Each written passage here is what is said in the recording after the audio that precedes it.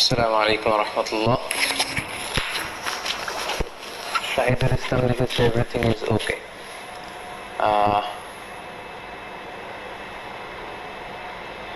সবাই সাউন্ড শুনতে পাচ্ছেন কিনা এবং সব ঠিকঠাক আছে কিনা একটু আমাকে আরো কয়েকজন একটু কমেন্টস করে জানান, তাহলে আমি নিশ্চিত হতে পারবো এবং আমরা শুরু করতে পারবো ইনশাআল্লাহ।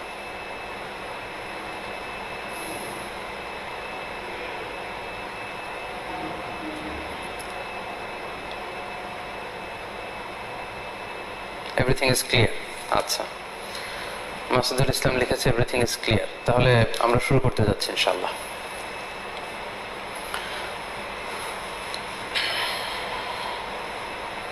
আচ্ছা, السلام عليكم ورحمة الله وبركاته. نحمده ونصلي على رسوله الكريم، أما بعد فأعوذ بالله من الشيطان الرجيم. بسم الله الرحمن الرحيم. يمحق الله الربا ويربي الصدقات والله لا يحب كل كفار أثيم. صدق الله العظيم. اللهم صل على محمد وعلى آل محمد كما صليت على إبراهيم وعلى آل إبراهيم إنك حميد مجيد. اللهم بارك على محمد وعلى آل محمد كما باركت على إبراهيم وعلى آل إبراهيم إنك حميد مجيد. কাছে কিংবা দূরে, দেশে কিংবা প্রবাসে, যে যেখান থেকে আজকে আমাদের এই লাইভ প্রোগ্রামটি দেখছেন, আপনাদের সবাইকে জানাচ্ছি আন্তরিক শুভেচ্ছা এবং অভিনন্দন। আহলান ওয়া সাহলান ওয়া মারহাবান বিকুম ফি হাযাল লিকা আত-তাইয়িব আল মুবারাক। দেখতে দেখতে আমরা রমাদানের অনেকগুলো দিন কাটিয়ে ফেলেছি এবং আশা করছি আপনারা সবাই সেফ আছেন, নিরাপদে আছেন এবং আপনারা ব্যক্তিগত ইবাদতগুলো ঠিকঠাকভাবে পালন করছেন। আল্লাহ তাআলা আপনাদের ইবাদতগুলো কবুল করুক। কোভিড-19 এর এই পরিস্থিতির কারণে গোটা বিশ্বব্যাপী যারা আক্রান্ত কিংবা ক্ষতিগ্রস্ত অথবা সমস্যায় জর্জরিত, আল্লাহ তাআলা তাদের সবাইকে হেফাজতে রাখুক। যারা ঈমান সহকারে এই রোগের কারণে দুনিয়া থেকে বিদায় নিয়েছে, আল্লাহ তাআলা তাদেরকে আল্লাহ রাসূল সাল্লাল্লাহু আলাইহি ওয়াসাল্লামের ভাষ্য অনুযায়ী শাহাদাতের সর্বোচ্চ মর্যাদাটুকু দান করুক এবং গোটা বিশ্বে আল্লাহ তাআলা রমাদান মুবারকের কারণে পাশাপাশি আমাদের সমাজে, আমাদের পরিবারগুলোতে শান্তি, রহমত, বারাকা, সমৃদ্ধি এগুলো দান করুক। সম্মানিত সুধী, আমরা বলেছিলাম যে রমাদানে প্রতি বৃহস্পতিবার বাংলাদেশ সময় রাত 9:30 আমরা মিজানুর রহমান আজহারি এই পেজটি থেকে লাইভে আসবো ইনশাআল্লাহ এবং সময় দিয়েছিলাম 9:30 বাংলাদেশ সময়। কিন্তু অনেকে আমাদেরকে জানিয়েছেন যে 9:30 একটু আগে হয়ে যায়। আবার সম্প্রতি বাংলাদেশে মসজিদে যে তারাবির সালাত বা জামাতে সালাত পড়ার বিষয়টির ঘোষণা এসেছে। সো আমরা ভাবলাম যে আরো 15 মিনিট পিছিয়ে দিলে হয়তো বাংলাদেশ সময় 9:45 ফিক্স করে দিলে হয়তো অনেকের জন্য সুবিধা হবে। সেই সুবাদে আমরা 9:45 আজকে শুরু করছি।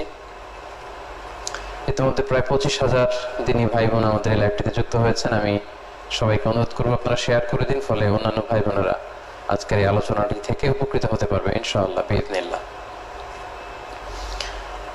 সম্মানিত সুধী, আজকে দুপুরবেলা আমি একটি স্ট্যাটাসের মাধ্যমে জানিয়েছি যে আজকের লাইভটি এবং সামনের যে আরো 2টি লাইভ হবে, এই 3টি লাইভে আমরা ধারাবাহিকভাবে যাকাত নিয়ে, সাদাকা নিয়ে, এগুলো নিয়ে কথা বলার চেষ্টা করবো ইনশাআল্লাহ। এবং কয়েকটি সাব পয়েন্ট আপনাদের জন্য আমি আমার স্ট্যাটাসে শেয়ার করেছিলাম, যেখানে আমি বলেছি যে এগুলোর ব্যাপারে একটা স্পষ্ট ধারণা আমি আপনাদের সামনে উপস্থাপন করার চেষ্টা করব ধারাবাহিকভাবে এই 3টি লাইভ প্রোগ্রামের মধ্য দিয়ে ইনশাআল্লাহ। ওমা তাওফীকি ইল্লা বিল্লাহ।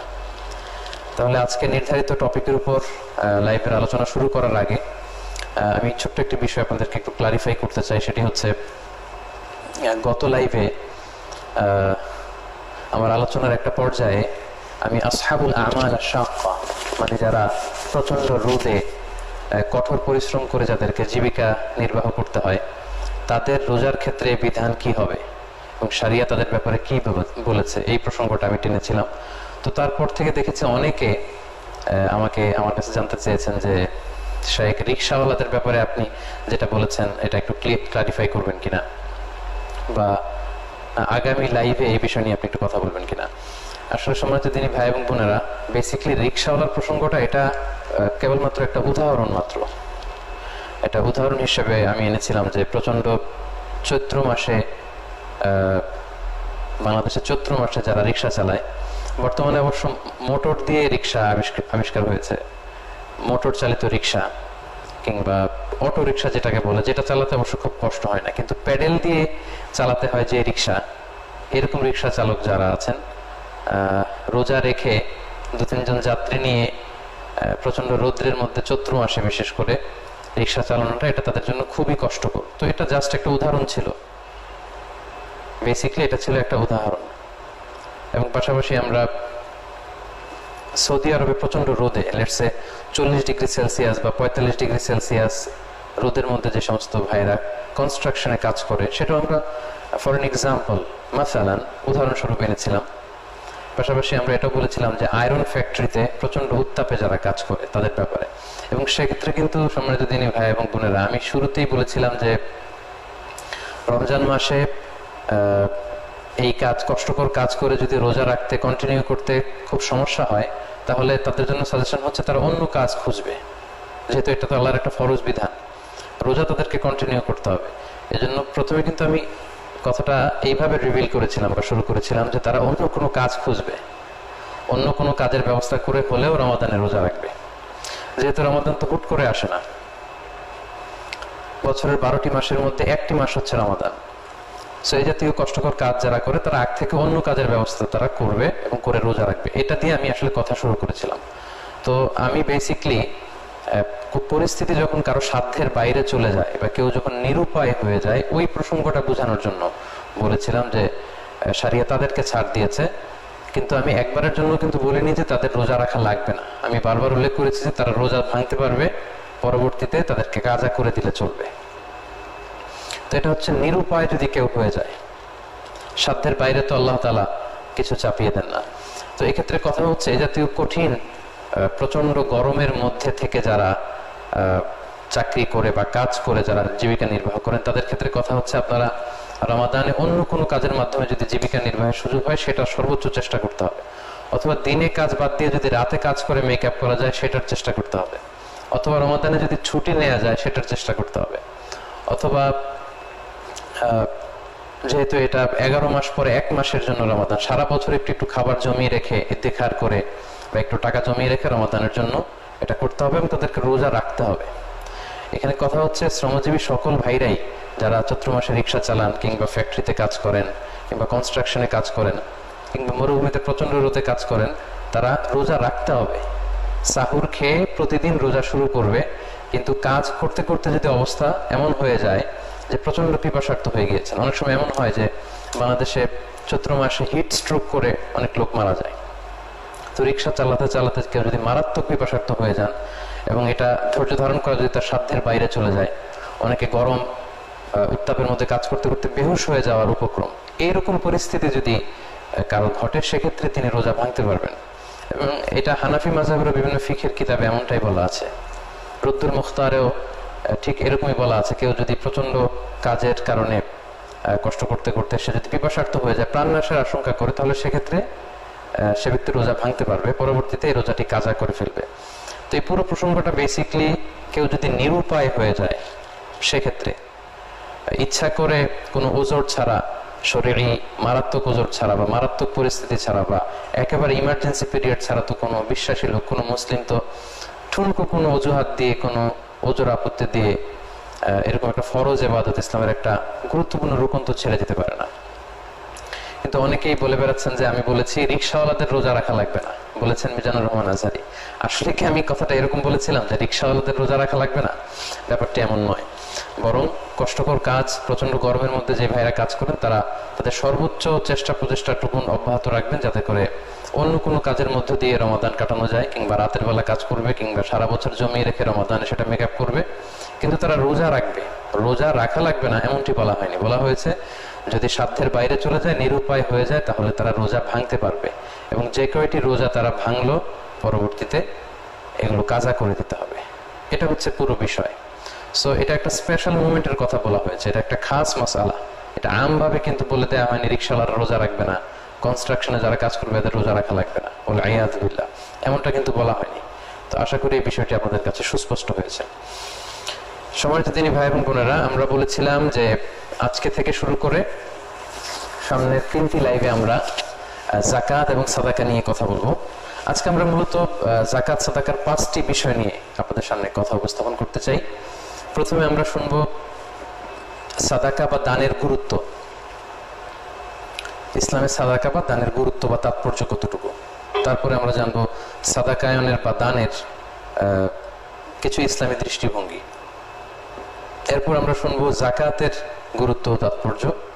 তারপর আমরা শুনবো যাকাত যারা আদায় করবে না ফরজ হওয়ার পরেও তাদের ব্যাপারে কি হুঁশিয়ারি বা শাস্তির ঘোষণা দেওয়া হয়েছে এই বিষয়টি। সবশেষে আমরা শুনবো কোন কোন খাতে কোন কোন সেক্টরে যাকাতের অর্থ ব্যয় করা যাবে। তাহলে এই 5টি পয়েন্টে আজকে আমরা কথা শুনবো। আই রিপিট, আমি আবারও বলছি, প্রথমে আমরা কথা শুনবো সাদাকা বা দানের গুরুত্ব ও তাৎপর্যের ব্যাপারে। তারপর আমরা শুনবো সাদাকায়নের বা দানের ক্ষেত্রে ইসলামী কিছু দৃষ্টিভঙ্গি। তারপরে শুনবো যাকাতের গুরুত্ব ও তাৎপর্যের ব্যাপারে। তারপর শুনবো যাকাত আদায় না করলে কি শাস্তির ঘোষণা আছে সে ব্যাপারে। এবং সবশেষে আমরা শুনবো যাকাত বন্টনের বা যাকাত বিতরণের শরিয়া নির্ধারিত যে কয়েকটি খাত আছে এই খাতের ব্যাপারে ইনশাআল্লাহ। তাহলে আসুন আজকের এই লাইভ প্রোগ্রামে আমরা আমাদের মূল আলোচনার দিকে ফিরে যাই। শুরুতে আমরা শুনবো সাদাকা বা দানের গুরুত্ব ও তাৎপর্য। পবিত্র কালামুল্লাহ মাজিদে আমাদেরকে ডোনেশন করা, দান করা, সাদাকা করা এটার ব্যাপারে অনেক বেশি উৎসাহিত করা হয়েছে। আল্লাহর হাবিব সাল্লাল্লাহু আলাইহি ওয়াসাল্লাম আমাদেরকে দানের ব্যাপারে খুব বেশি উৎসাহিত করেছেন। এবং যিনি দান করেন, দানশীল ব্যক্তিকে আল্লাহ তাআলা খুব বেশি পছন্দ করেন। এবং দানের মধ্য দিয়ে আল্লাহ তাআলা দানশীল ব্যক্তির যত বিপদ আপদ বালা মুসিবত এগুলোকে দূর করে দেন। এজন্য কালামুল্লাহ মাজিদে সূরাতুল বাকারার 280 নম্বর আয়াতে আল্লাহ তাআলা ইরশাদ করছেন, ওয়া আন তাসাদ্দাকু খায়রুল লাকুম ইন কুনতুম তা'লামুন। তোমরা সাদাকা করো বা দান করো, এটা তোমাদের জন্য কল্যাণকর যদি তোমরা বুঝতে। তো যিনি দান করেন তিনি আল্লাহ তাআলার কাছে অত্যন্ত প্রিয় একজন ব্যক্তি।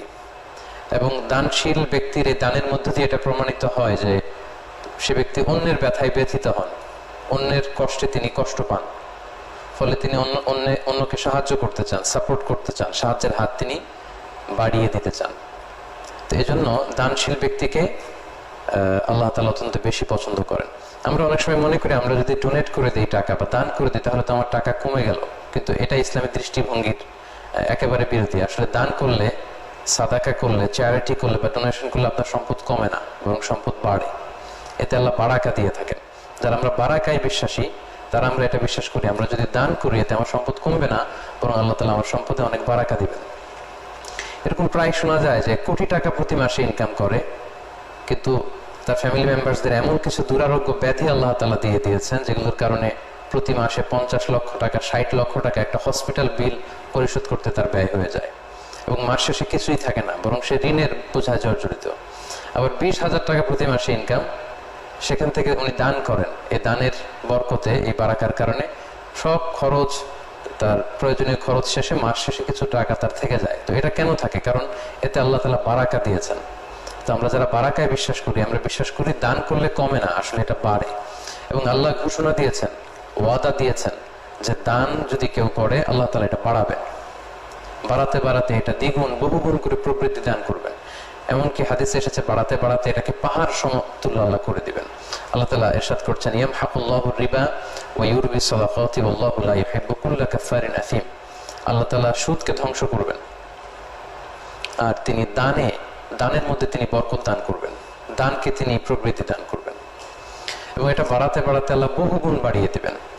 সূরাতুল বাকারার 260 নম্বর আয়াতে আল্লাহ বলছেন, মাসালুল লাযীনা ইউনফিকুনা আমওয়ালাহুম ফি সাবিলিল্লাহি কামাসালি হাব্বা আনবাতাত সাবআ সানাবিলা ফি কুল্লি সুমবুলাতিন মিআতু হাব্বা ওয়াল্লাহু ইউদাঈফু লিমান ইয়াশাউ ওয়াল্লাহু ওয়াসিউন আলীম। আল্লাহর রাস্তায় যিনি অর্থ দান করেন, এই দানের উপমাটাকে আল্লাহ তাআলা একটি চারা বীজের সাথে সাদৃশ্য করেছেন। এটা একটা চারা বীজের মতো। এটাকে রোপণ করে দিলে এখান থেকে 7টি শীষ গজিয়ে ওঠে, আর প্রতিটি শীষে থাকে শত শস্য দানা। এভাবে আল্লাহ তাআলা যাকে ইচ্ছা অঢেল সম্পত্তি দান করেন, অনেক গুণে আল্লাহ বাড়িয়ে দিয়ে থাকেন। তাই এই আয়াতগুলোর আলোকে আমরা বুঝতে পারলাম দান করলে বা সাদাকা করলে আসলে আমাদের সম্পদ কমে না, বরং আমাদের সম্পদ বেড়ে যায়, এতে বারাকা হয়। এবং সহিহ বুখারীর একটা বর্ণনায় আল্লাহর হাবিব সাল্লাল্লাহু আলাইহি ওয়াসাল্লাম বললেন যে এটাকে বাড়াতে বাড়াতে আল্লাহ পাহাড় সম করে ফেলেন, অনেক বাড়িয়ে ফেলেন। আল্লাহর হাবিব সাল্লাল্লাহু আলাইহি ওয়াসাল্লাম বললেন, কামা ইউরাব্বি আহাদুকুম ফুলুয়াহু হাত্তা তাকুনা মিসলাল জাবাল। যারা গরু পালে, গাভী যখন বাচ্চা দেয় অথবা উট যখন বাচ্চা দেয়, উটের মালিক খুব খুশি হয়ে বাচ্চাটাকে খাইয়ে দাইয়ে পেলে পুষে বড় করে। তো আল্লাহ তাআলা বললেন, তোমরা যে দান করো, তোমাদের এই দানের সওয়াবটাকে বা দানের টাকাটাকে আমি আল্লাহ তাআলা এরকম পেলে পুষে লালন পালন করে অনেক বড় করি, হাত্তা তাকুনা মিসলাল জাবাল, এমনকি পাহাড়ের মতো বড় করে ফেলি, পাহাড়ের মতো বড় করে তারপরে এটা তোমার আমল নামে আমি ঢুকিয়ে দেব। তাহলে আয়াতগুলোর আলোকে আমরা বুঝতে পারলাম দান করলে আসলে কমে না, দান করলে আল্লাহ তাআলা এটাতে বারাকা দিয়ে থাকেন, বহুগুণ প্রবৃদ্ধি দিয়ে থাকেন, এবং এটাকে বাড়াতে বাড়াতে এটাকে পাহাড় সমতুল্য করেন। এবং হাদিসে এসেছে যে দানের মাধ্যমে মানুষের বালা মুসিবত দূর হয়, বিভিন্ন বিপদ দূর হয়, এবং অপমৃত্যু দূর হয়, দুর্ঘটনা থেকে আল্লাহ তাআলা তাকে হেফাজত করেন। ইসলাম নারী পুরুষ, ধনী গরিব সবাইকে সমান তালে দানের ব্যাপারে উৎসাহিত করেছেন। এমন না শুধু পুরুষদেরকে দানের কথা বলা হয়েছে, আল্লাহ রাসূল সাল্লাল্লাহু আলাইহি ওয়াসাল্লাম নারীদেরকে, বোনদেরকেও দানের ব্যাপারে উৎসাহিত করেছেন। স্পেশালি বোনদেরকে অ্যাড্রেস করে আল্লাহ রাসূল সাল্লাল্লাহু আলাইহি ওয়াসাল্লাম বলেছেন, ইয়া মা'আশারান নিসা তাসাদ্দাকনা। নারীদের পাশ দিয়ে, নারীদের একদলের পাশ দিয়ে আল্লাহর হাবিব সাল্লাল্লাহু আলাইহি ওয়াসাল্লাম হেঁটে যাচ্ছিলেন, তখন আল্লাহ রাসূল সাল্লাল্লাহু আলাইহি ওয়াসাল্লাম বললেন, ইয়া মা'আশারান নিসা, ওহে নারীরা, তাসাদ্দাকনা, তোমরাও দান করো, কেননা এই দানের ভেতরে বারাকা রয়েছে।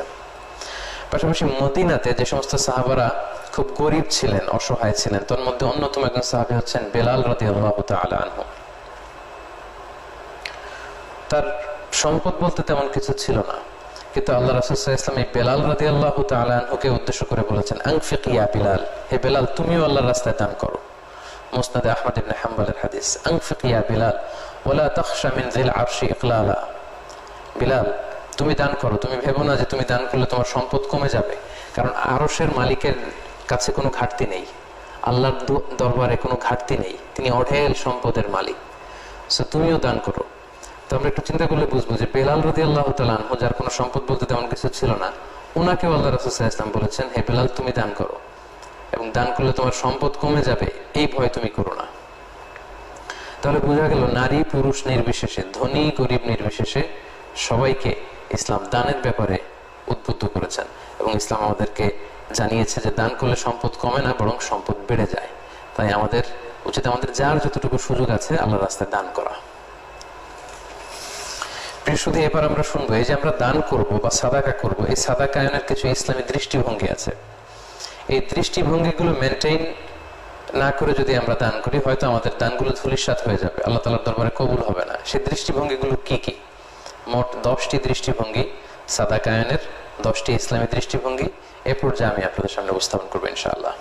প্রথম দৃষ্টিভঙ্গি হচ্ছে, আপনি যেটা দান করবেন এটা হালাল উপার্জন থেকে হতে হবে। হারাম উপার্জন থেকে দান করলে কিন্তু সেটা আল্লাহ তাআলা কবুল করবেন না। সহিহ মুসলিমের বর্ণনায় এসেছে, আল্লাহ রাসূল সাল্লাল্লাহু আলাইহি সাল্লাম বলেছেন, ইন্নাল্লাহা তাইয়্যিব লা ইয়াকবালু ইল্লা তাইয়্যিবা। আল্লাহ নিজে পবিত্র, আর পবিত্র ছাড়া কোনো কিছু আল্লাহ গ্রহণ করেন না। অর্থাৎ আপনি হারাম উপার্জন থেকে যদি দান করেন, হারাম উপার্জনটা এটা হচ্ছে নাজাসাত বা খাবিসাত, এটা নাপাক, অপবিত্র একটা জিনিস, সেখান থেকে দান করলে কিন্তু আল্লাহ তাআলা কবুল করবেন না। এবং সূরা বাকারার 267 নম্বর আয়াতে আল্লাহ তাআলা ইরশাদ করছেন, ইয়া আইয়ুহাল্লাযীনা আমানু আনফিকু মিন তাইয়্যিবাতি মা কাসাবতুম। ওহে বিশ্বাসীরা, তোমরা তোমাদের হালাল যে উপার্জন আছে সেটা থেকে দান করো, হারাম থেকে দান করো না, কারণ হারাম উপার্জন থেকে দান করলে সে দান আল্লাহর দরবারে কবুল হয় না। তাহলে সাদাকা বা দানের প্রথম যে দৃষ্টিভঙ্গিটা আমরা জানতে পারলাম, সেটা হচ্ছে আমাদের দানটা, আমাদের সাদাকাটা এটা আমাদের হালাল উপার্জন থেকে হতে হবে, হারাম থেকে দান করলে সেটা আল্লাহর দরবারে কবুল হবে না। 2 নম্বর দৃষ্টিভঙ্গি হচ্ছে, আমরা যখন দান করব ভালো জিনিসটা আল্লাহর রাস্তায় দান করব, সবচেয়ে ভালোটা, যেটা আমি নিজের জন্য পছন্দ করি সেটাই আমি আল্লাহর রাস্তায় দেব।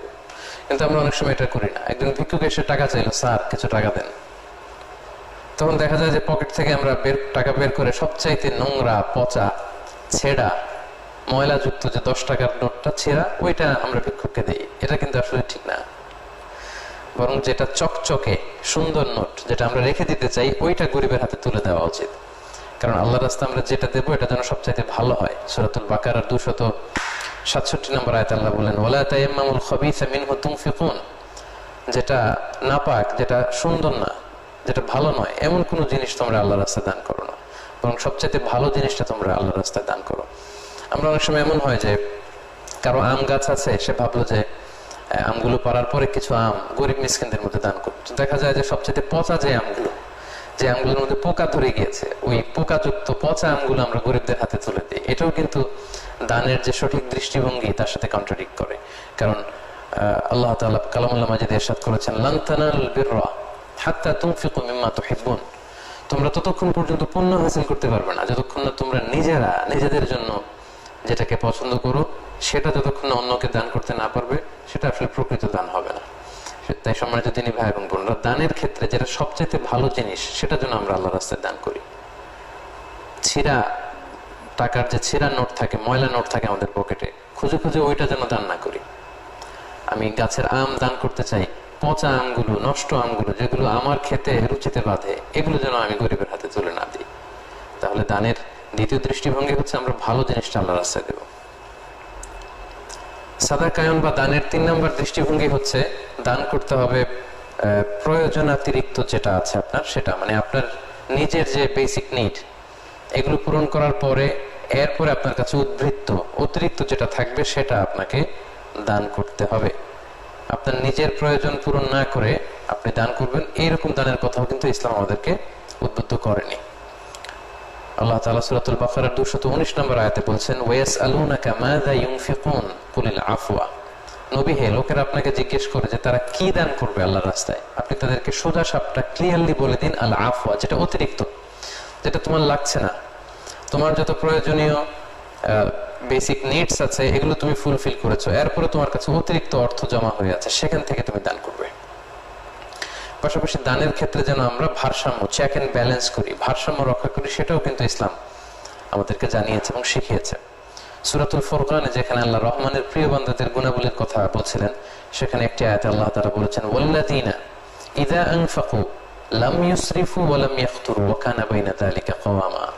এর মানে হচ্ছে বিশ্বাসীদের বৈশিষ্ট্য হচ্ছে, বা রহমান এর বান্দাদের, প্রিয় বান্দাদের বৈশিষ্ট্য হচ্ছে, তারা যখন দান করে তারা অপচয়ও করে না, আবার কৃপণতাও করে না, বরং চেক এন্ড ব্যালেন্স। ওখানে বাইনা যালিকা কাওয়ামা, দানের ক্ষেত্রে তারা ভারসাম্য করে, সেখানে তারা কৃপণতাও করে না, আবার সেখানে তারা অপচয় করে না, বরং চেক এন্ড ব্যালেন্স করে। তাহলে দানের 3 নম্বর যে দৃষ্টিভঙ্গি আমরা সাদাকায়নের ক্ষেত্রে জানলাম, সেটা হচ্ছে প্রয়োজনের অতিরিক্ত যেটা সেটা দান করা এবং দানের ক্ষেত্রে ভারসাম্য রক্ষা করা।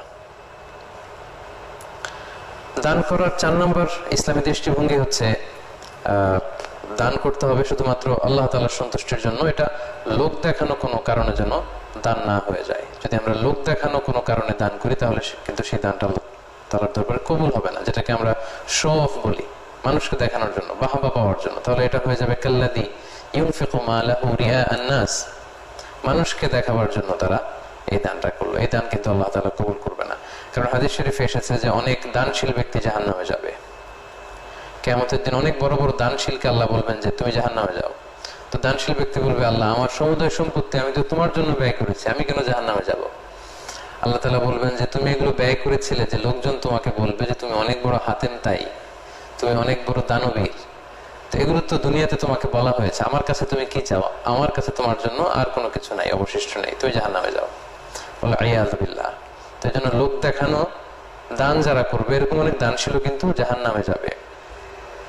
তাই শো অফ করার জন্য যেন আমরা দান না করি। আল্লাহর হাবিব সাল্লাল্লাহু আলাইহি ওয়াসাল্লাম মুসনাদ আহমদের বর্ণনায় বলেছেন যে ইন্না আখাওয়াফা মা আখাওয়াফা আলাইকুম আশ-শিরকুল আসগর। আমি তোমাদের ব্যাপারে, আল্লাহর হাবিব সাল্লাল্লাহু আলাইহি ওয়াসাল্লাম বলেন, আমি তোমাদের ব্যাপারে সবচেয়ে বেশি যেটার ভয় পাই সেটা হচ্ছে শিরকে আসগর। সাহাবীরা বললেন, ওমা শিরকুল আসগর ইয়া রাসূলুল্লাহ, হে আল্লাহর রাসূল শিরকে আসগরটা কি? আল্লাহ রাসূল সাল্লাল্লাহু আলাইহি ওয়াসাল্লাম বললেন, আর রিয়া, লোক দেখানো মানসিকতা। আমরা যা করব এটা শুধুমাত্র কেবলমাত্র একমাত্র আল্লাহ তাআলাকে দেখানোর জন্য করব, কিন্তু সেই জায়গাটা যদি আমরা মানুষকে বসিয়ে দেই, অর্থাৎ মানুষকে দেখাবার জন্য যদি আমরা সাদাকা করি, দান করি, তাহলে ওই দান কিন্তু আল্লাহ তাআলা কবুল করবে না। তাহলে 4 নম্বর দৃষ্টিভঙ্গি আমরা জানতে পারলাম যে দানে আমরা শো অফ করতে পারবো না, একমাত্র আল্লাহকে দেখানোর জন্য দান করব। দান করার 5 নম্বর ইসলামী দৃষ্টিভঙ্গি হচ্ছে গোপনে দান করার চেষ্টা করা। এটা সবচাইতে উত্তম। দান দুভাবে করা যায়, কোরআনে দুটোর কথাই বলা হয়েছে, সিররান ওয়া আলানিয়া, প্রকাশ্যে এবং গোপনে। আল্লাহ তাআলা কালামুল মাজিদের সূরাতুল বাকারার 271 নম্বর আয়াতে বলছেন, ইন তুবতু সাদাকাতি ফানি'মা হিয়া ওয়া ইন তুখফুহা ওয়া তু'তুহাল ফুকারা ফাহুয়া খায়রুল লাকুম। তোমরা যদি প্রকাশ্যে দান করো, ইন পাবলিক, যদি তোমরা চ্যারিটি করো বা ডোনেশন করো, এটা ভালো। কিন্তু তোমরা যদি গোপনে করো, সিক্রেটলি যদি দান করো, এটা সবচাইতে ভালো, এটা সর্বোত্তম দানের পন্থা। এই দানের মধ্যে কোনো ভেজাল নেই, এটা নির্ভেজাল দান। তাই যদি সম্ভব হয় আমরা আমাদের দানটুকু যত গোপনে করতে পারবো তত বেশি আল্লাহ তাআলার দরবারে এটা কবুল হওয়ার পসিবিলিটি তত বেশি বেড়ে যাবে, তত বেশি হাই হবে। পাশাপাশি এই হাদিসটি তো আমরা অনেকেই জানি যে আল্লাহ তাআলা কিয়ামতের কঠিন ময়দানে 7 শ্রেণীর ব্যক্তিকে তার আরশের নিচে ছায়া দিবেন, যেদিন আল্লাহ তাআলার আরশের ছায়া ছাড়া আর কোনো ছায়া থাকবে না, আর কোনো ছায়া থাকবে না। তোর মধ্যে এক শ্রেণীর ব্যক্তি হচ্ছে রাজুলুন তাসাদ্দাকা বিসাদাকা ফাআখফাহা, যে ব্যক্তি গোপনে দান করে।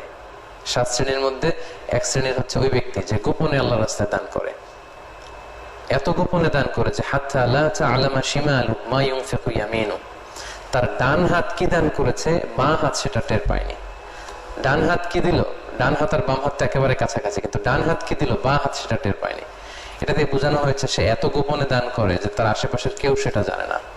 এরকম গোপন দানকে কিন্তু আল্লাহ তাআলা খুব পছন্দ করেন, এবং গোপন দান আল্লাহ তাআলার ক্রোধকে কমিয়ে দেয়। আমাদের কোনো পাপের কারণে, আমাদের কোনো অন্যায়ের কারণে যদি আল্লাহ তাআলা আমাদের উপর রাগান্বিত হয়ে থাকেন, তাহলে আমাদের গোপন দানের কারণে কিন্তু আল্লাহ তাআলার এই ক্রোধ, এই রাগ প্রশমিত হয়ে যায়। তাই সম্মানিত দিনী ভাই এবং বোনেরা, আমাদের চেষ্টা করা উচিত আমরা যখন সাদাকা করব, আমরা দান করব, এই দানটা আমরা গোপনে করবার চেষ্টা করব, এবং এটা উত্তম। সাদাকায়নের বা দানের 6 নম্বর দৃষ্টিভঙ্গি হচ্ছে দান করার ক্ষেত্রে আপনার নিকটাত্মীয়রা বেশি অগ্রাধিকার পাবে। আপনি যখন সাদাকা করবেন, দান করবেন, কিছু টাকা আপনি গরিবের মাঝে বিতরণ করতে চাইবেন, সেক্ষেত্রে আপনার যারা ক্লোজ রিলেটিভস আছে, নিকটাত্মীয়, তারা বেশি হকদার, তারা এক্ষেত্রে অগ্রাধিকার পাবে। সুনানে নাসাইতে একটি বর্ণনা এসেছে, আল্লাহর হাবিব সাল্লাল্লাহু আলাইহি ওয়াসাল্লাম বলেছেন, ইন্না সাদাকাতা আলাল মিসকিনি সাদাকা, মিসকিনকে যখন সাদাকা দেয়া হয় এটা শুধু সাদাকারই সওয়াব হয়। ওয়া আলা যির রাহিমি ইসনাতান, কিন্তু নিকটাত্মীয়দেরকে যদি এই সাদাকাটা দেওয়া হয় সেক্ষেত্রে 2টা সওয়াব হয়, মানে ডবল সওয়াব। এক হচ্ছে সাদাকা, সাদাকা দেওয়ার সওয়াব, 2 হচ্ছে ওয়াসিলা, আত্মীয়তার সম্পর্ক, এই রিলেশনশিপকে, এই বন্ডেজকে যে আপনি মজবুত করলেন, এটার সওয়াব। তাই আমরা যখন দান করব, দানের ক্ষেত্রে আমাদের নিকটাত্মীয়রা এই দান পাওয়ার ক্ষেত্রে বেশি প্রায়োরিটি পাবে, অগ্রাধিকার পাবে। এটা আমরা খেয়াল রাখার চেষ্টা করবো ইনশাআল্লাহ। দানের ক্ষেত্রে 7 নম্বর দৃষ্টিভঙ্গি হচ্ছে আত্মসম্মান বোধের কারণে যারা মানুষের দুয়ারে দুয়ারে বা দাঁড়ে দাঁড়ে যে হাত পেতে বেড়ায় না, এই সমস্ত লোককে খুঁজে খুঁজে দান করা উচিত। আমি আবার বলছি, নিজেদের আত্মসম্মান বোধের কারণে, আত্মসম্ভ্রমের কারণে যারা মানুষের কাছে হাত পেতে বেড়ায় না, এই জাতীয় লোককে আমাদের খুঁজে খুঁজে বেছে বেছে তাদের কাছে আমাদের দান পৌঁছে দেওয়া উচিত। কিছু লোক আছে তারা এতটাই সম্মান বোধকে লালন করে যে তাদের ঘরে খাবার নেই, তাদের পেটে খাবার নেই, ক্ষুধা, কিন্তু মুখ ফুটে তারা কারো কাছে বলতে পারে না। গরিবদের এই সমস্যাটা হয় না, যারা মানুষের কাছে চেয়ে অভ্যাস, তারা এই বাড়িতে যায়, এর কাছে যায়, ওর কাছে যায়, এখানে দান করা হচ্ছে, এখানে যে লাইনে ধরে হাত পাতে, ওখানে যে লাইন ধরে হাত পাতে। কিন্তু কিছু লোক আছে তারা আত্মসম্মানের কারণে কোথাও লাইন ধরতে পারে না, কারো কাছে বলতে পারে না। তারা এমন ভাবে চলে, তাদের ভেতরকার কষ্টটা, এই কষ্ট তাদেরকে দুমড়ে মুচড়ে একেবারে শেষ করে ফেলে, কিন্তু তারা কারো কাছে মুখ ফুটে কিছু বলে না। ইসলাম আমাদেরকে শিখিয়েছে যে ওই সমস্ত লোকদেরকে খুঁজে খুঁজে তাদের হাতে তোমার সাদাকা পৌঁছে দাও। এবং কালামুল্লাহ মাজিদে আল্লাহ তাআলা এ ব্যাপারে আমাদেরকে সূরাতুল বাকারার 273 নম্বর আয়াতে বলেছেন, ইয়াহসাবুহুমুল জাহিলু আগনিয়া মিনাত তাআফফুফ তা'রিফুহুম বিসীমাহুম লা ইয়াসআলুনান নাসা ইলহাফা। মূর্খরা, কিছু নির্বোধ লোকেরা তাদেরকে দেখে মনে করে যে তারা ধনী, আসলে তারা ধনী না।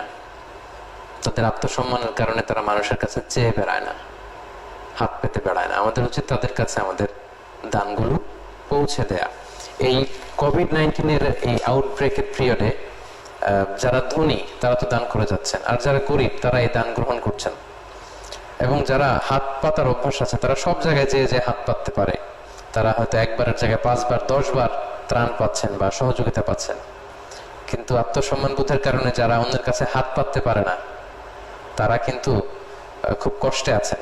অর্থাৎ মধ্যবিত্ত বা নিম্ন মধ্যবিত্ত যে ফ্যামিলিগুলো আছে, এই লম্বা লকডাউনের কারণে যাদের উপার্জনের কোনো সুযোগ হয়নি, তারা কিন্তু অনেক কষ্টে ছিল এবং আছে। আমাদের উচিত এই জাতীয় নিম্ন মধ্যবিত্ত ফ্যামিলির যারা আত্মসম্মানের কারণে অন্যের কাছে হাত পেতে বেড়ায় না, তাদেরকে খুঁজে খুঁজে যেন আমরা তাদেরকে সহযোগিতা করি। দানের বা দান করার 8 নম্বর দৃষ্টিভঙ্গি হচ্ছে দান করে খোটা দেওয়া যাবে না। আপনি কিছু টাকা একজনকে সহযোগিতা করলেন, এরপরে আবার বলতে শুরু করলেন যে আমি তো তোমাকে এটা দিয়েছি ওইটা দিয়েছি। এরকম খোটা দিলে কিন্তু আপনার দানের সওয়াব থেকে আপনি বঞ্চিত হবেন। পাশাপাশি দান করে কোনো ফেভার নেওয়া যাবে না বা তাকে কষ্ট দেওয়া যাবে না। লেটস সে আপনি কাউকে কিছু দান করলেন, এরপর বললেন যে তুমি আমাকে আমার ঘরের এই কাজটা করে দিও, তুমি আমার ওই কাজটা একটু করে দিও। এই যে আপনি দান করার বিনিময়ে তার কাছ থেকে ফেভার চাচ্ছেন, কোনো কাজ করে দিতে বলছেন, এটা কিন্তু আপনার দানকে নষ্ট করে দিবে। এবং এ ব্যাপারে কালামুল্লাহ মাজিদে সূরাতুল বাকারার 264 নম্বর আয়াতে আল্লাহ তাআলা সুস্পষ্টভাবে বলেছেন, ইয়া আইয়ুহাল্লাযীনা আমানু লা তুবতিলু সাদাকাতিকুম বিল মান্নি ওয়াল আযা। তোমরা খোটা দিয়ে, মানুষকে কষ্ট দিয়ে তোমাদের দানগুলোকে নষ্ট করো না। তাই আমরা যদি দান করে খোটা দেই তাহলে কিন্তু আমাদের দানটা ধূলিসাৎ হয়ে গেল, আমরা কোনো সওয়াব আল্লাহ তাআলার কাছ থেকে কিন্তু আশা করতে পারি না। এটা যেন আমরা না করি। সাদাকায়নের বা দানের সর্বশেষ ইসলামী দৃষ্টিভঙ্গি হচ্ছে, আপনি যদি দান করতে চান মৃত্যুর আগে দান করুন। এই যে এখন আপনারা সুস্থ আছেন, সবল আছেন, জি আপনাকেই বলছি, আপনার যদি সামর্থ্য থাকে, আল্লাহ তাআলা যদি আপনাকে বিত্তশালী বানায়, তাহলে এখনই দান করুন। সুস্থ থাকা অবস্থায় মৃত্যুর আগে দান করা, এটা হচ্ছে শ্রেষ্ঠ দান। মৃত্যুর আগে দিয়ে অনেকে দান করতে চায়, ওই দানটা আল্লাহর কাছে খুব বেশি প্রশংসনীয় না। অনেকে এমন হয় যে ডাক্তার বলেছে আপনার তো ক্যান্সার, সর্বশা করলে আর 2 মাস আপনি বাঁচবেন সর্বোচ্চ, তো তখন সম্পদের হিসাব করে দান করে দেয়। ওই এতিমখানায় 5 লাখ, ওই মাদ্রাসায় 10 লাখ, ওই গরিব লোককে 2 লাখ। তো তখন তো আপনার দান করা ছাড়া আর কোনো গতি নাই, তখন তো দান করা ছাড়া আপনার আর কোনো উপায়ও নেই। এজন্য যখন সম্পদ ভোগ করার শক্তি, সামর্থ্য সবকিছু আপনার আছে, আপনি বেঁচে আছেন, সুস্থ আছেন, সম্পদ ভোগ করার সুযোগ আপনার আছে, ওই মুহূর্তে যদি আপনি দান করেন, ওই দানটা আল্লাহ তাআলার কাছে অত্যন্ত প্রিয়।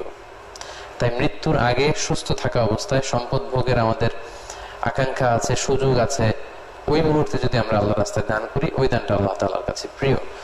সূরাতুল মুনাফিকুনের 10 নম্বর আয়াতে এ ব্যাপারে আল্লাহ তাআলা বলছেন, ওয়া আনফিকু মিম্মা রাযাকনাকুম মিন ক্বাবলি আন ইয়াতিয়া আহাদাকুমুল মাউত।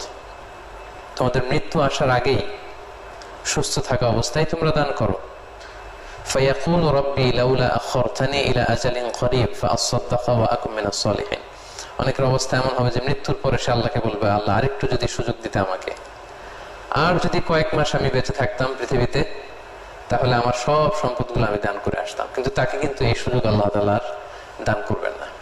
এজন্য আমরা সুস্থ থাকা অবস্থায় যেন দান করি। এই ব্যাপারটিকে সহিহ বুখারীর আরেকটি হাদিসে খুব চমৎকার ভাবে উল্লেখ করা হয়েছে।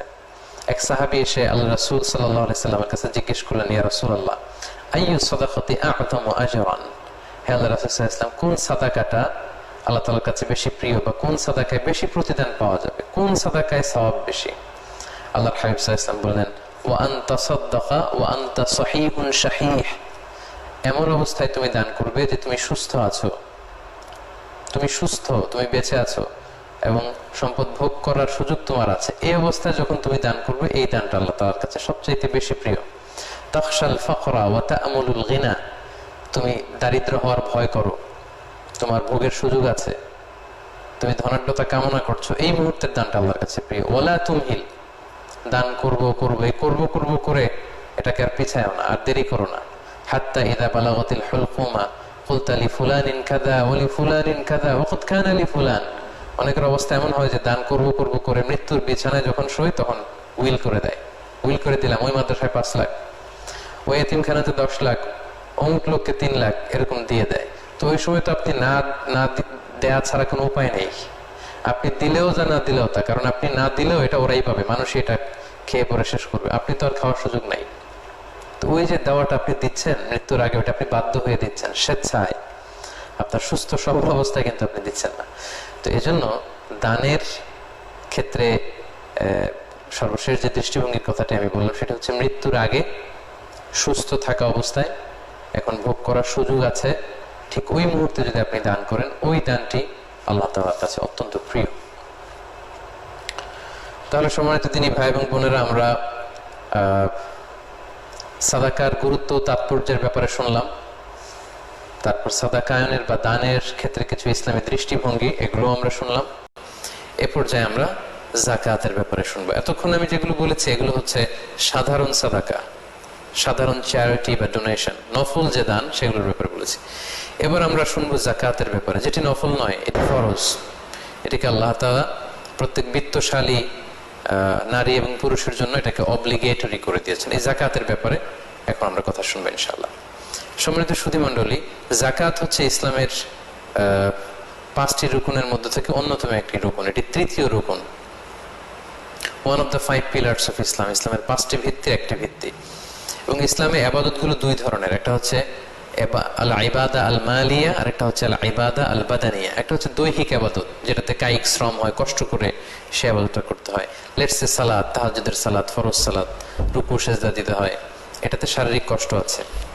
এই যে সিয়াম পালন করছে, শারীরিক কষ্ট আছে, এটাকে বলে ইবাদতে বাদানি বা জাসাদি।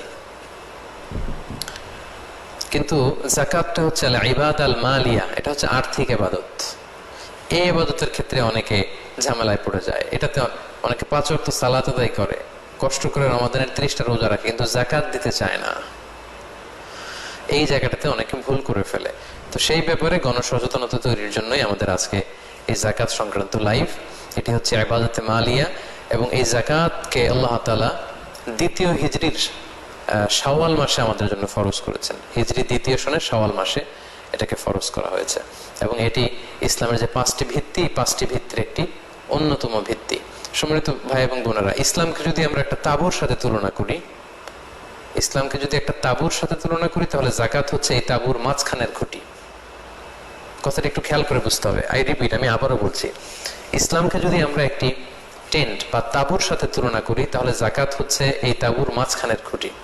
কোন একটা তাঁবুর চারদিকে 4টা খুঁটি দিয়ে মাঝখানের খুঁটিটি না দিলে যেমনি তাঁবুটি উঁচু হয় না, তেমনি যাকাত কেন্দ্রিক অর্থ ব্যবস্থা বা যাকাত ভিত্তিক অর্থ ব্যবস্থা যদি আমাদের মধ্যে না থাকে, মুসলমানরা প্র্যাকটিস না করে, তাহলে মুসলমানরা সামাজিকভাবে মাথা উঁচু করে দাঁড়াতে পারে না। যাকাত যদি হয় মাঝখানের খুঁটি একটা তাঁবুর, তাহলে মাঝখানের খুঁটি না দিলে যেমনি তাঁবুটি উঁচু হয় না, তেমনি যাকাত ভিত্তিক অর্থ ব্যবস্থা গঠন না করলে মুসলমানরাও সামাজিকভাবে গোটা বিশ্বে মাথা উঁচু করে দাঁড়াতে পারবে না। আমাদের অনেকে যারা বিত্তশালী আছেন, সম্পদশালী আছেন, যাকাতকে একটা বার্ডেন মনে করে এটা একটা বোঝা। আসলে এটা বোঝা না, এটা সামাজিক ভারসাম্য রক্ষার জন্য আল্লাহ তাআলা ফরজ করেছেন। এটা একটা সোশ্যাল সিকিউরিটি নেট, একটা সামাজিক নিরাপত্তা বলয়। ইসলাম চায় সবার হাতে টাকা থাক, সবাই সুখে শান্তিতে থাক। কাইলা ইয়াকুনা দুলাতান বাইনাল আগনিয়া মিনকুম, সম্পদ তোমাদের মধ্যে থেকে যারা বিত্তশালী তাদের হাতে যাতে কুক্ষিগত না হয়, এজন্যই আল্লাহ তাআলা যাকাতের মতো এরকম চমৎকার বিধানটি আমাদের জন্য ফরজ করেছেন। ইসলাম এটা চায় না যে রাস্তার এক পাশে থাকবে 5 তলা, আরেক পাশে গাছতলা। এটা ইসলাম কখনো চায় না।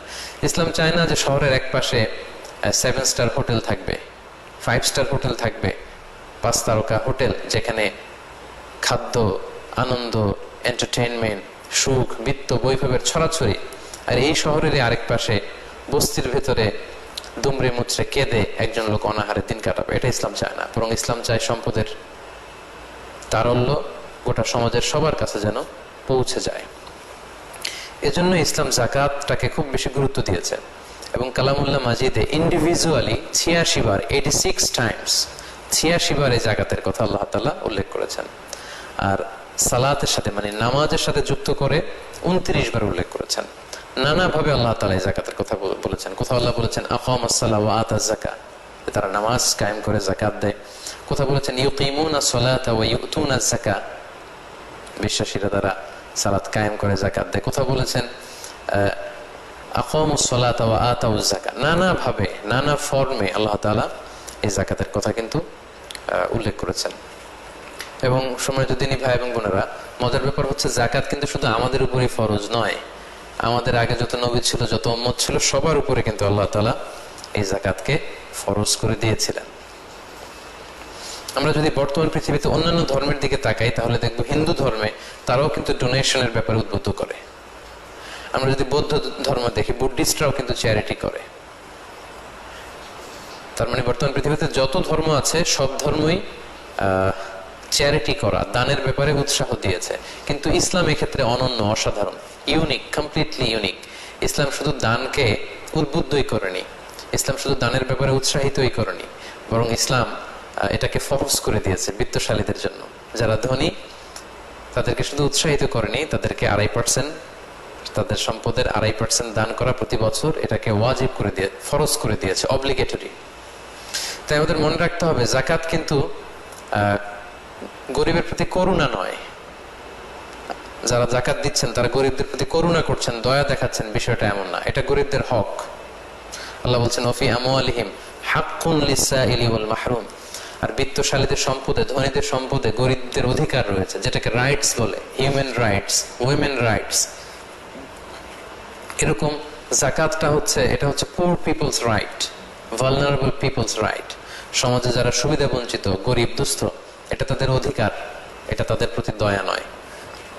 আমি যাকাত দিয়ে আমি কোনো দয়া গরিবকে দেখাচ্ছি না, বরং গরিব লোকটি যাকাত নিয়ে আমার প্রতি দয়া দেখিয়ে গিয়েছে। কারণ আমার যাকাত দেয়া ফরজ, এটা আমাকে দিতেই হবে। এটা না দিলে আমি শাস্তির সম্মুখীন হব, আল্লাহ সুপ্রিম কোর্টের কাঠগড়ায় আমি আসামি হিসেবে দাঁড়াবো। কিন্তু একজন গরিবের জন্য যাকাত নেয়া কিন্তু ফরজ নয়। সে চাইলে যাকাত নিতেও পারে, যাকাতের টাকা না নিয়ে কষ্টেও দিনাতিপাত করতে পারে।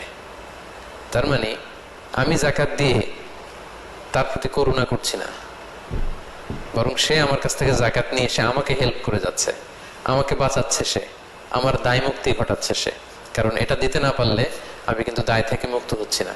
তাই আমার প্রিয় বিত্তশালী ভাই এবং বোনেরা যারা আছেন, আমরা যেন কখনো এটা মনে না করি যে যাকাত দিয়ে আমরা করুণা করছি না। এটা অব্লিগেটরি, আমাদের ফরজ কাজটুকুন আমরা করছি।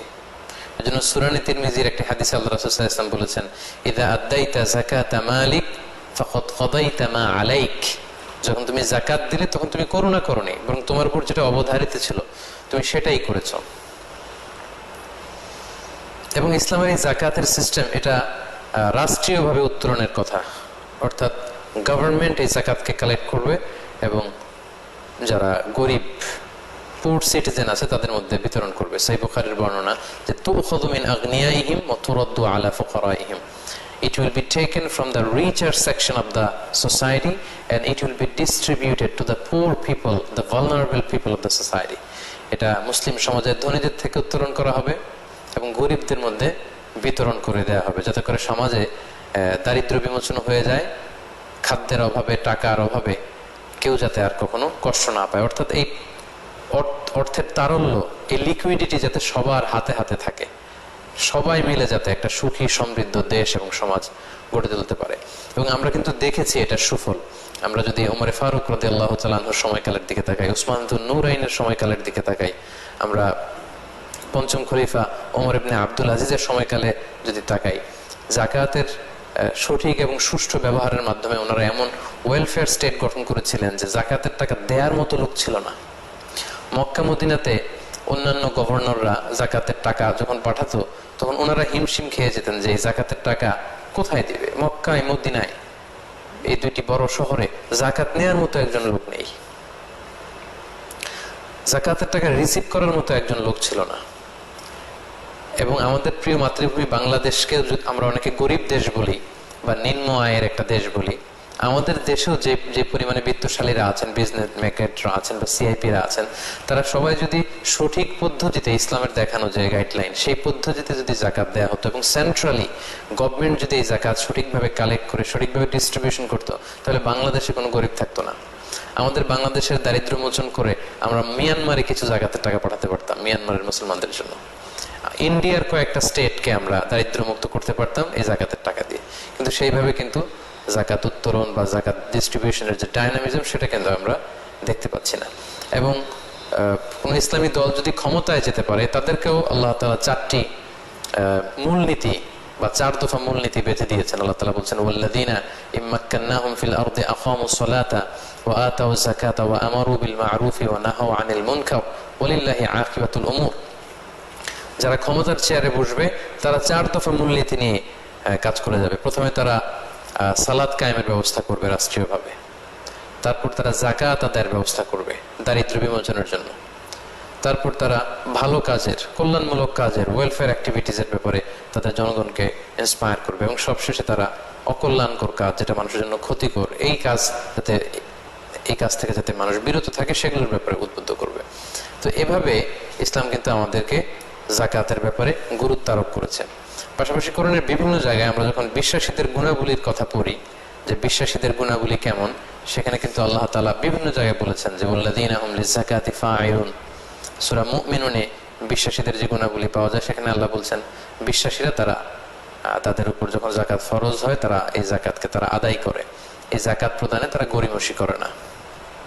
তাই সম্মানিত দিনী ভাই এবং বোনেরা, আল্লাহ তাআলা আমাদের যাদেরকে তার বিশেষ নেয়ামতে বিত্তশালী বানিয়েছে, সম্পদশালী বানিয়েছে, সলভেন্ট বানিয়েছে, আমরা যেন আমাদের এই ফরজ যাকাতটুকু অত্যন্ত গুরুত্বের সাথে আদায় করি।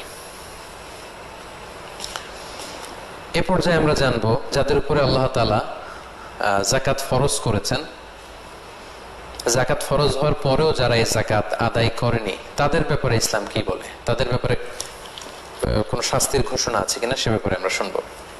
আমরা যদি পবিত্র কালামুল্লাহ মাজিদের আয়াতগুলো এবং আল্লাহ রাসূল সাল্লাল্লাহু আলাইহি ওয়াসাল্লামের প্রফেটিক যে হাদিসগুলো, ট্র্যাডিশনগুলোর দিকে তাকাই, তাহলে দেখবো যে যাকাত ফরজ হওয়ার পরেও যারা যাকাত আদায় করতে চাইবে না বা যাকাত আদায় করবে না তাদের ব্যাপারে কঠিন হুঁশিয়ারি ঘোষণা করা হয়েছে এবং ভয়ঙ্কর শাস্তির ঘোষণা দেওয়া হয়েছে।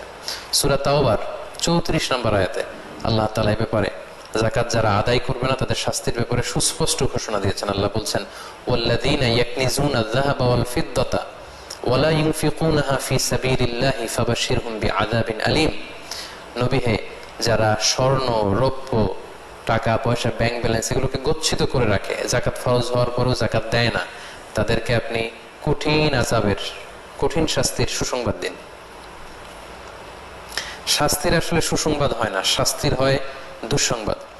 কিন্তু এখানে সুসংবাদ বলে আল্লাহ তাআলা শাস্তিটা যে খুব ভয়ঙ্কর হবে এবং যারা আদায় করলো না তারা যে অনেক বড় পাপ কাজ করলো, এই বিষয়টা বোঝানোর জন্য বললেন তাদেরকে সুসংবাদ দেন যে এমন কঠিন শাস্তি দেয়া হবে যেটা তারা কল্পনাও করতে পারবে না। ইয়াউমা ইউহমা আলাইহা ফি নারি জাহান্নাম ফাতুকুয়া বিহা জিবাহুহুম ওয়া জুনুবুহুম ওয়া যুহুরুহুম হাযা মা কানাসতুম লিআনফুসিকুম ফাযুকু মা কুনতুম তাকনিজুন। তারপরের আয়াতেই সূরা তাওবার 35 নম্বর আয়াতে আল্লাহ বললেন সেদিন যে সম্পদগুলো তারা জমিয়ে রেখেছিল এগুলোকে আগুনে পোড়ানো হবে, আগুনে পুড়িয়ে এগুলো দিয়ে যারা যাকাত দেয়নি তাদের কপালে দগ্ধ করা হবে, তাদের পাঁজরে দুই পাশে দগ্ধ করা হবে, তাদের পিঠে ছেঁকা দেয়া হবে।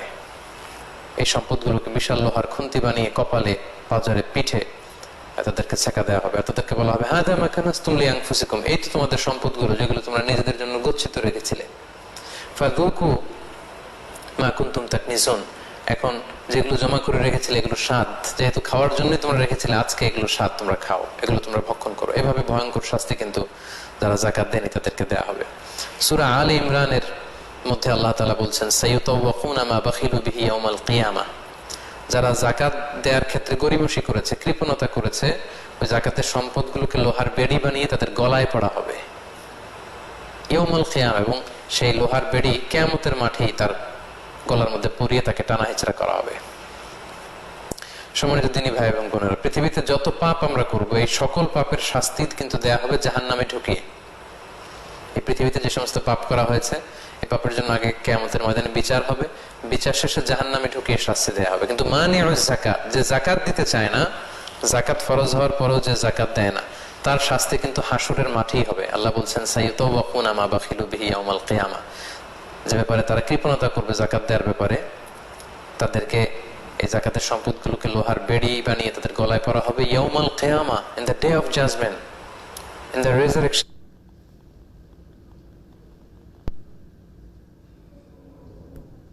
মানুষের সামনে লোহার বেড়ি পুড়িয়ে টানা হেঁচড়া করে অপমান করা হবে। তাহলে এই লোকটার নামাজ কি কাজে লাগলো, তার রোজা কি কাজে লাগলো, তার হজ কি কাজে লাগলো?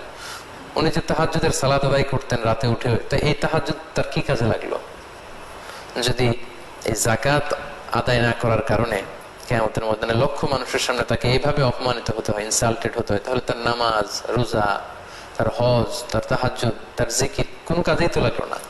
সে তো সবার সামনে মানে অপদস্থ এবং অপমানিত হয়ে ছাড়লো। তাই সম্মানিত সুধী, যাদেরকে আল্লাহ তাআলা আমাদেরকে বিত্তশালী করেছেন, আমরা যেন এই শাস্তির ভয়ে আল্লাহর রাস্তায় এই যাকাতগুলো দিয়ে দেই। পাশাপাশি সহিহ বুখারীতে এসেছে যে তারা সম্পদকে গচ্ছিত করে রাখবে, যাকাত দিবে না, এই পুরো সম্পদগুলোকে কিয়ামতের ময়দানে সুজাআন আকরা, টেকো সাপ, ভেনোমাস সাপ, বোল্ড হেডেড, যেই সাপের মাথায় কোনো চুল থাকবে না। সাপ যখন ছোবল ধরে সাপের মাথায়ও কিছু পশম থাকে, কিন্তু যেই সাপগুলো খুব বেশি ভেনোমাস, খুবই বিষাক্ত, বিষের তীব্রতায় ওই সাপের মাথায়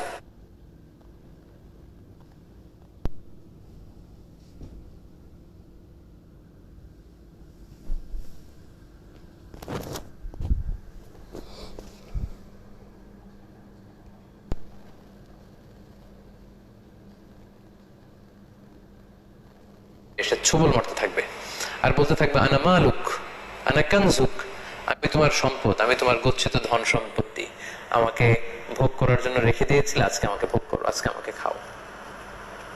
এভাবে যারা যাকাত ফরজ হওয়ার পরেও যাকাত আদায় করবে না, তাদেরকে কিয়ামতের ময়দানে আল্লাহ তাআলা শাস্তির ব্যবস্থা করবেন।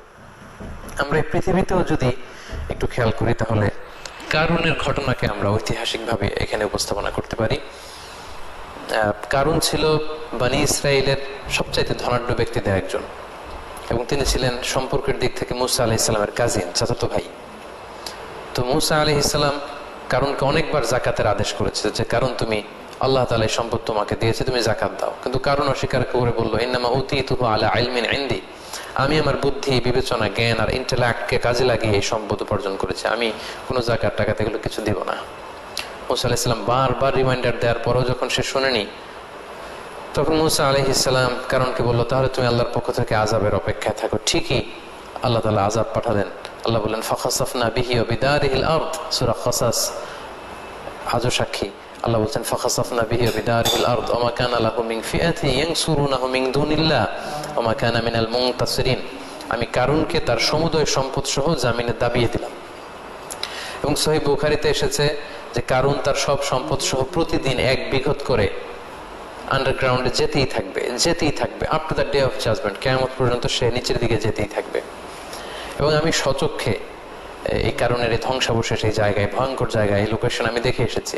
মিশরের রাজধানী কায়রো থেকে প্রায় 100 মাইল দূরে আল ফাইয়ুম নামে একটি জেলা আছে মিশরের, সে জেলাতে কিন্তু কারণের এই ধ্বংসাবশেষ গোটা বিশ্বের যত ধনী ব্যক্তিরা আছে, বিত্তশালী যারা যাকাত আদায় করছে না, তাদের জন্য ইতিহাসের সাক্ষী হয়ে কিন্তু ঠায় দাঁড়িয়ে আছে ওই জায়গায়। তাই এগুলো যদি আমরা খেয়াল করি, তাহলে দেখবো যে কতটা ভয়ঙ্কর শাস্তির ঘোষণা আল্লাহ তাআলা দুনিয়াতেও তো কারণের শাস্তির মাধ্যমে আমাদেরকে চাক্ষুষ দেখালেন, পাশাপাশি আখিরাতে এই ভয়ঙ্কর শাস্তিগুলো কিন্তু আল্লাহ তাআলা আমাদের জন্য জমা রেখেছেন। সম্মানিত সুধী, আলোচনা করতে করতে আমরা একেবারে শেষ পর্যায়ে চলে এসেছি। আমি বলেছিলাম যে আজকে আমরা 5টি বিষয় নিয়ে কথা বলবো। আমরা যাকাত আদায় না করলে কি শাস্তি, সেটিও জেনে ফেললাম। এ পর্যায়ে আমরা জানার চেষ্টা করব যাকাত আদায়ের খাত সমূহ। আমরা যে যাকাত আমাদের ফরজ হলে আমরা যে যাকাত আদায় করব, আমরা চাইলে যে কাউকে এবং যে কোনো খাতে কিন্তু আমরা এই যাকাতের টাকা দিতে পারি না। যাকাত প্রদানের বা বন্টনের সুস্পষ্ট সুনির্ধারিত, কোরআন কর্তৃক সুনির্ধারিত কিছু খাত রয়েছে, এবং এই খাতগুলোর সংখ্যা হচ্ছে 8টি। আমরা এখন যাকাত আদায়ের এই খাতের ব্যাপারে শুনবো। সূরাতুত তাওবার 60 নম্বর আয়াতে আল্লাহ খুব সুস্পষ্টভাবে যাকাত আদায়ের খাতগুলো বর্ণনা করেছেন। আল্লাহ বলছেন, ইন্নামাস সাদাকাতু লিল ফুকারাই ওয়াল মাসাকিনি ওয়াল আমিলিনা আলাইহা ওয়াল মুআল্লাফাতি কুলুবুহুম ওয়া ফির রিকাবি ওয়াল গারিমিনা ওয়া ফি সাবিলিল্লাহি ওয়া ইবনিস সাবিল ফরিদাতাম মিনাল্লাহ ওয়াল্লাহু আলিমুন হাকীম। আল্লাহ তাআলা বলছেন যে যাকাত সবাইকে দেয়া যাবে না, যাকাত 8টি খাতে দেয়া যাবে কেবলমাত্র। সে 8টি খাতের প্রথম খাতটি কি? প্রথম খাত হচ্ছে ইন্নামাস সাদাকাতু লিল ফুকারা, যাকাত ফকিরদেরকে দেয়া যাবে 1 নম্বর। 2 নম্বর হচ্ছে ওয়াল মাসাকিন, মিসকিনদেরকে দেয়া যাবে। ফকির এবং মিসকিন এরাই হচ্ছে যাকাত দেওয়ার প্রাইমারি খাত, এরাই মূলত বেশি হকদার, ফকির এবং মিসকিন, এদেরকে যাকাত দিতে হবে। এখন ফকির এবং মিসকিন কারা? ইমাম আল আযম আবু হানিফার মতে, ইমাম আযম আবু হানিফা রাহিমাহুল্লাহ, ওনার মতে ফকির হচ্ছে মান লাহু শাই, যার সামান্য কিছু আছে কিন্তু এতে তার চলে না, তারা হচ্ছে ফকির। আর মিসকিন হচ্ছে মান লাইসা লাহু শাই, যার কিছুই নাই, একেবারে নিঃস্ব, কোনো কিছু নাই। তাহলে এই ফকির এবং মিসকিন তাদেরকে আমরা যাকাত দিতে পারবো। তাহলে আমরা ইমাম আল আযম আবু হানিফা রাহিমাহুল্লাহর ভাষ্য অনুযায়ী জানতে পারলাম ফকির হচ্ছে মান লাহু শাই, যার সামান্য কিছু আছে কিন্তু এটা দিয়ে তার চলে না, তার যে বেসিক নিডস এগুলো কিন্তু সে ফুলফিল করতে পারে না, যেমন তার অন্ন, বস্ত্র, বাসস্থান, চিকিৎসা, শিক্ষা, এই যে বেসিক নিডস আছে একজন মানুষের অ্যাজ এ হিউম্যান বিং, এগুলো আমাদের বেসিক নিডস। তো ফকির হচ্ছে যার সামান্য কিছু আছে কিন্তু তার খাবারের টাকা পুরোপুরি হয় না, তার থাকার মতো ভালো কোনো ঘর নেই, তার চিকিৎসার জন্য টাকা নেই, তার গায়ে দেওয়ার মতো ভালো জামা নেই, কিংবা তার ছেলে মেয়ে পড়াশোনা করবে সেজন্য তার পর্যাপ্ত টাকা পয়সা নেই, এই জাতীয় লোক তারা হচ্ছে ফকির। সামান্য কিছু আছে কিন্তু তার চলে না, তাদেরকে আমরা যাকাত দিতে পারবো। 2 নম্বর হচ্ছে মিসকিন, যার কিছুই নেই, একেবারে নিঃস্ব। রাস্তায় আমরা দেখি ভব করে মানুষের কাছে চেয়ে বেড়ায়, ঘর নেই, বাড়ি নেই, কিচ্ছু নেই, ছন্ন ছাড়া, সুবিধা বঞ্চিত মানুষ, পথ শিশু, এরা হচ্ছে মিসকিন, এদেরকে আমরা দিতে পারবো। 3 নম্বর হচ্ছে ওয়াল আমিলিন, ওয়াল আমিলিনা আলাইহা। আমিলিন মানে হচ্ছে যারা জাকাত ম্যানেজমেন্ট সেন্টারে জব করবে, অর্থাৎ জাকাত উত্তোলনের জন্য, যেহেতু ইসলামী সিস্টেম হচ্ছে যে রাষ্ট্রীয়ভাবে মুসলিম দেশে জাকাত কালেক্ট করা হবে এবং ডিস্ট্রিবিউশন করা হবে, তো এই কালেকশনের কাজে যারা কালেক্টর থাকবে, যারা সুপারভাইজার থাকবে, যারা এই জাকাত ম্যানেজমেন্টের এই কর্মকাণ্ডের যারা স্টাফ থাকবে, তাদেরকে আল্লাহ তাআলা জাকাতের অর্থ থেকে তাদেরকে স্যালারি দেওয়ার অনুমতি দিয়েছেন, যদিও তারা ধনী হয়ে থাকে, যদিও তারা ব্যক্তিগতভাবে ধনী হয়ে থাকে, কিন্তু জাকাত উত্তোলন, জাকাত বিতরণ, এই সমস্ত কাজে যে সমস্ত স্টাফ বা কর্মীরা নিয়োজিত, তাদের স্যালারিটা জাকাতের অর্থ থেকে দেয়া যাবে। 4 নম্বর হচ্ছে ওয়াল মুআল্লাফাতু কুলুবুহুম, ওয়াল মুআল্লাফাতু কুলুবুহুম, বিধর্মী নন মুসলিম যারা, তাদের চিত্ত আকর্ষণের জন্য, ইসলামের প্রতি তাদের মন একটু ঝুঁকে যাবে, তাদের চিত্ত আকর্ষণের জন্য বা ইসলামের প্রতি তাদের হৃদয়ে ভালোবাসা জাগবে, এজন্য জাকাতের অর্থ থেকে তাদেরকে দেয়া যাবে। তো এই মুআল্লাফাতু কুলুবুহুম, এই বিধানটা আসলে, এই হুকুমটা এখন আর বলবৎ নেই, কারণ এটা আল্লাহ রাসূল সাল্লাল্লাহু আলাইহি ওয়াসাল্লামের সময়কালের জন্য ছিল। তখন মুসলমানদের কিছুটা দুর্দশাগ্রস্ত সময় ছিল, তাই অমুসলিমদের মধ্যে থেকে কাউকে যদি জাকাতের টাকা দিয়ে ইসলামের প্রতি আকৃষ্ট করা যায়, এই জন্য আল্লাহ তাআলা এই বিধানটি দিয়েছেন। কিন্তু পরবর্তীতে যখন ইসলামকে আল্লাহ তাআলা সম্মানিত করেছেন, আযাল্লাহু তাআলা বিনিআমাতিহি আল ইসলাম, তখন কিন্তু এই বিধানটি আর বলবৎ নেই। তাই মেজরিটি স্কলারদের মতে, জুমহুরুল ফুকাহাদের মতে, মুআল্লাফাতু কুলুবুহুম এই বিধানটি আর এখন বলবৎ নেই। কোনো নন মুসলিমকে সাধারণত জাকাতের টাকা দেওয়া যায় না। মেজরিটি ফুকাহাদের এটাই মতামত যে জাকাতের টাকা অমুসলিমদেরকে দেওয়া যাবে না। সেক্ষেত্রে আপনি অমুসলিমদেরকে নর্মাল চ্যারিটি করতে পারেন, নর্মাল ডোনেশন, আপনার যে নফল দান, নফল সাদাকা, এমনি দান, এগুলো থেকে আপনি অমুসলিমদেরকে অবশ্যই দান করবেন, কিন্তু জাকাতের টাকা এটা অমুসলিমদেরকে দেওয়া যায় না, কারণ হাদিসে এসেছে তুখযু মিন আগনিয়াইহিম ওয়া তুরাদ্দু আলা ফুকারাইহিম, এটা মুসলমানদের ধনীদের থেকে এটাকে উত্তোলন করতে হয় এবং মুসলমানদের মধ্যে থেকে যারা গরিব তাদের মধ্যে, এটা অমুসলিমদেরকে দেওয়া যায় না। 5 নম্বর হচ্ছে ওফির রিকাব। রিকাব মানে দাস মুক্তির কারণে, একজন দাসকে মুক্ত করবার জন্য আপনি জাকাতের টাকা দিয়ে তাকে হেল্প করতে পারেন। তো সেক্ষেত্রে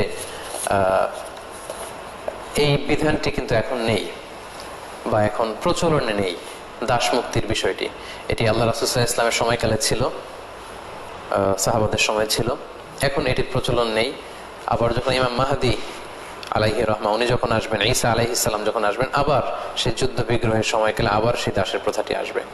তো দাস মুক্তির ক্ষেত্রে জাকাতের টাকা দিয়ে হেল্প করা যাবে। এখন যেহেতু দাস মুক্তির এই বিধানটি নেই, স্কলাররা বলেছেন এক্ষেত্রে প্রিজনারদেরকে হেল্প করা যাবে, অর্থাৎ যারা অন্যায়ভাবে জেলে বন্দী, তাদের মুক্তির জন্য জাকাতের অর্থ থেকে টাকা ব্যয় করা যাবে। মুসলমানদের মধ্যে থেকে যারা জেলে বন্দী অন্যায়ভাবে, তাদেরকে, কিংবা কাউকে কিডন্যাপ করা হয়েছে অথবা অন্যায়ভাবে গুম করা হয়েছে, গুম করে এখন টাকা দাবি করা হচ্ছে, তো তার লাইফকে বাঁচানোর জন্য এরকম কিডন্যাপড বা গুম করা হয়েছে, এই জাতীয় ডিসঅ্যাপিয়ার্ড হয়েছে, খুঁজে পাওয়া যাচ্ছে না, পরে জানা গেল, ফোন করে বলা হচ্ছে যে কোনো দস্যু দল বা ডাকাত তাকে ধরে নিয়েছে কিডন্যাপাররা, এবং এত টাকা দিলে অমুক ব্যাংকে এত টাকা অ্যাকাউন্টে পাঠালে তাকে ছেড়ে দেওয়া হবে। এরকম বিপদগ্রস্ত যদি কেউ থাকে, সেটাও ওফির রিকাবের আওতায় পড়বে।